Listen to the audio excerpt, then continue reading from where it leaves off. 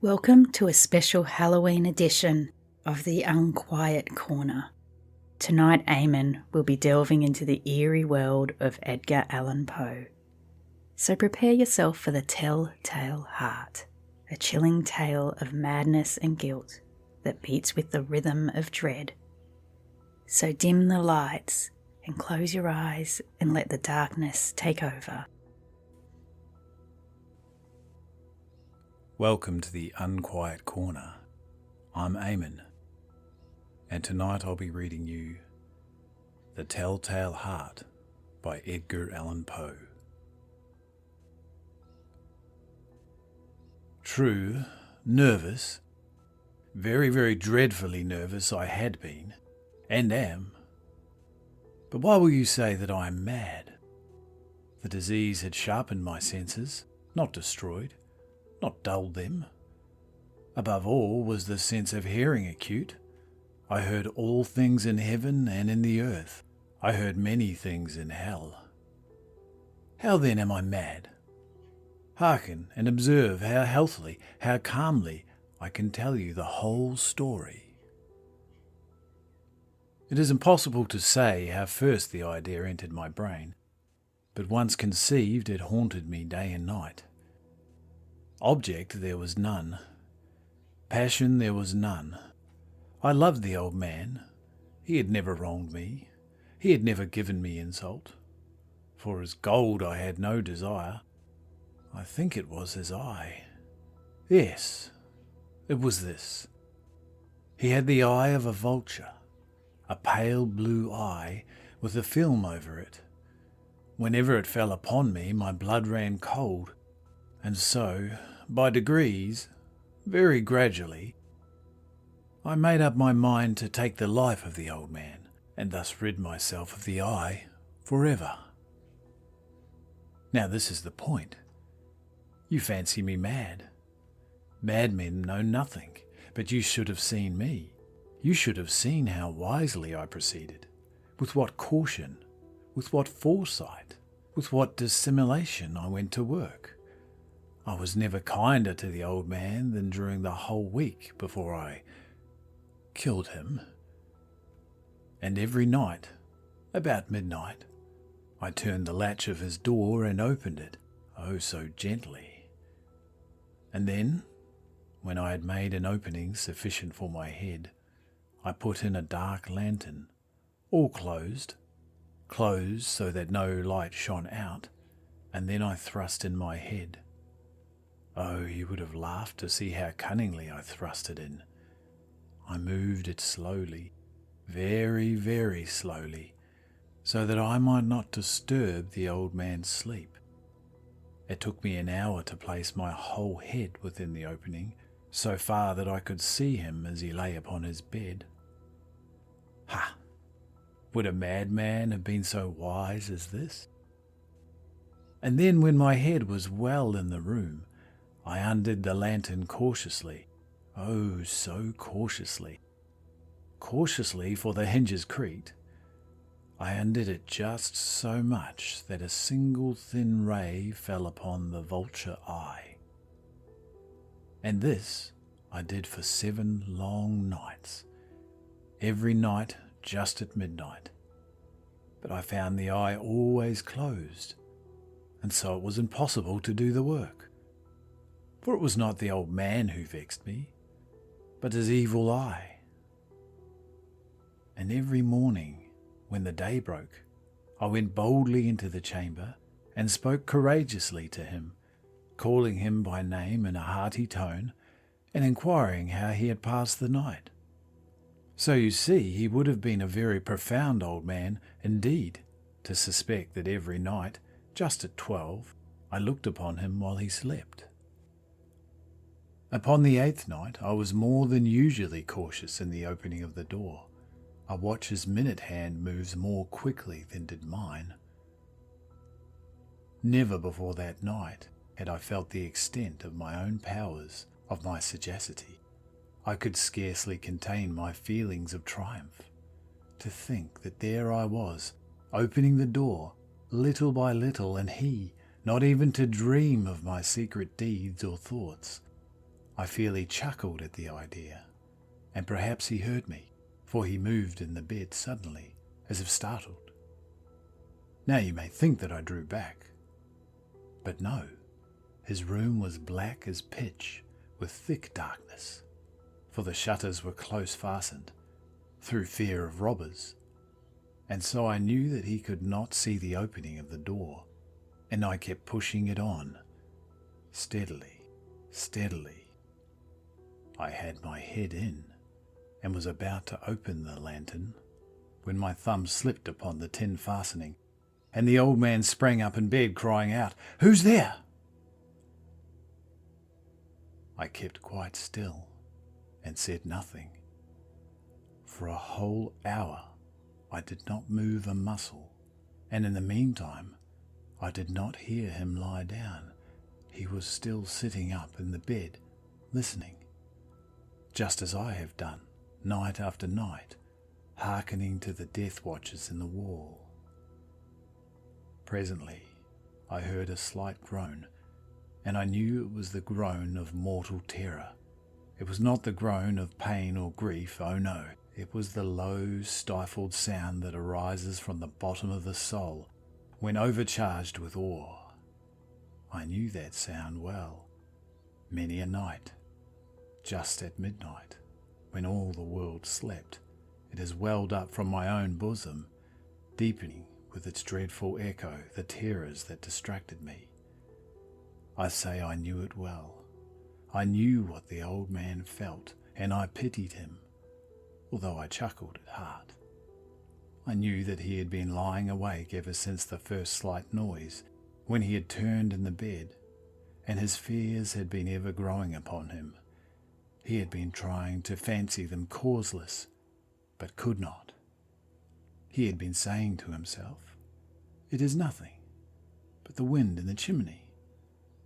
It is only a mouse crossing the floor, or it is merely a cricket that has made a single chirp." Yes, he had been trying to comfort himself with all these suppositions, but he had found all in vain, because death, in approaching him, had stalked with his black shadow before him and enveloped the victim, and it was the mournful influence of that unperceived shadow that caused him to feel, although he neither saw nor heard, to feel the presence of my head within the room. When I had waited a long time, very patiently, without hearing him lie down, I resolved to open a very, very little crevice in the lantern. So I opened it. You cannot imagine how stealthily, until at length a simple dim ray, like the thread of a spider, shot out from the crevice and then fell full upon the vulture eye. It was open, wide open, and I grew furious as I gazed upon it. I saw it with perfect distinctness, all a dull blue, with a hideous veil over it that chilled my very marrow in my bones. But I could see nothing else of the old man's face or person, for I had directed the ray as if by instinct, precisely upon the damned spot. And have I not told you that what you mistake for madness is but an over-acuteness of the sense?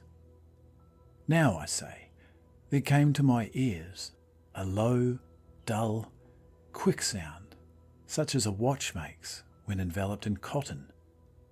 I knew that sound. I knew it well. It was the beating of the old man's heart. It increased my fury, as the beating of a drum stimulates a soldier into courage. But even yet I refrained and kept still. I scarcely breathed. I held the lantern motionless.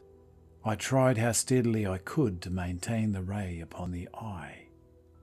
Meantime, the hellish tattoo of the heart increased. It grew quicker and quicker and louder every instant. The old man's terror must have been extreme. It grew louder, I say louder every moment. Do you mark me well? I have told you that I am nervous, so I am. And now, at the dead hour of night, amid the dreadful silence of the old house, so strange a noise as this excited me to uncontrollable terror. Yet, for some minutes longer I refrained and stood still, but the beating grew louder and louder. I thought the heart must burst, and now a new anxiety seized me. The sound would be heard by a neighbour. The old man's hour had come. With a loud yell, I threw open the lantern and leapt into the room. He shrieked once only. In an instant I dragged him to the floor and I pulled the heavy bed over him. I then smiled gaily to find the deed so far done. But for many minutes the heart beat on with a muffled sound. This, however, did not vex me. It would not be heard through the wall. At length it ceased. The old man was dead. I removed the bed and examined the corpse. Yes, he was stone dead. I placed my hand upon the heart and held it there for many minutes. There was no pulsation. He was stone dead. His eye would trouble me no more. If you still think me mad, you'll think so no longer when I describe the wise precautions I took for concealment of the body. The night waned and I worked hastily, but in silence. First of all, I dismembered the corpse. I cut off the head and the arms and the legs. I then took up 3 planks from the flooring of the chamber and deposited all between the scantlings. I then replaced the boards so cleverly, so cunningly, that no human eye, not even his, could have detected anything wrong. There was nothing to wash out, no stain of any kind, no blood spot whatever. I had been too wary for that. A tub had caught all. When I had made an end of all these labours, it was 4 o'clock, still dark as midnight. As the bell sounded the hour, there came a knocking at the street door. I went down and opened it with a light heart, for what had I now to fear? There entered 3 men, who introduced themselves, with perfect suavity, as officers of the police. A shriek had been heard by a neighbour during the night. Suspicion of foul play had been aroused. Information had been lodged at the police office. And they, the officers, had been disputed to search the premises. I smiled. For what had I to fear? I bade the gentlemen welcome. The shriek, I said, was my own in a dream. The old man, I mentioned, was absent in the country. I took my visitors all over the house. I bade them search well. I led them at length to his chamber. I showed them his treasures secure, undisturbed. In the enthusiasm of my confidence, I brought chairs into the room and desired them here to rest from their fatigues, while I myself, in the wild audacity of my perfect triumph, placed my own seat upon the very spot beneath which reposed the corpse of the victim. The officers were satisfied. My manner had convinced them. I was singularly at ease. They sat, and while I answered cheerily, they chatted of familiar things. But ere long I felt myself getting pale, and wished them gone. My head ached, and I fancied I heard a ringing in my ears, but still they sat, and still they chatted. The ringing became more distinct. It continued, and became more distinct. I talked more freely to get rid of the feeling, but it continued, and then it gained definiteness, until at length I found that the noise was not within my ears. No doubt I now grew very pale, but I talked more fluently, and with a heightened voice. Yet the sound increased. And what could I do? It was a low, dull, quick sound. Much a sound as a watch makes when enveloped in cotton. I gasped for breath, and yet the officers heard it not. I talked more quickly, more vehemently, but the noise steadily increased. I arose and argued about trifles in a high key with violent gesticulations, but the noise steadily increased. Why would they not be gone?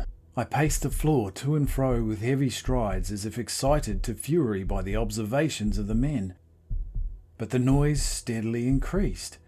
Oh God, what could I do? I foamed, I raved, I swore. I swung the chair upon which I had been sitting, and it grated upon the boards, but the noise arose over all and continually increased. It grew louder, louder, louder, and still the men chatted pleasantly and smiled. Was it possible they heard not? Almighty God, no! No, they heard. They suspected. They knew. They were making a mockery of my horror. This I thought, and this I think. But anything was better than this agony. Anything was more tolerable than this derision. I could bear these hypocritical smiles no longer. I felt that I must scream or die. And now, again, hark, louder, louder, louder! Villains, I shrieked. Dissemble no more. I admit the deed. Tear up the planks. Here is the beating of his hideous heart.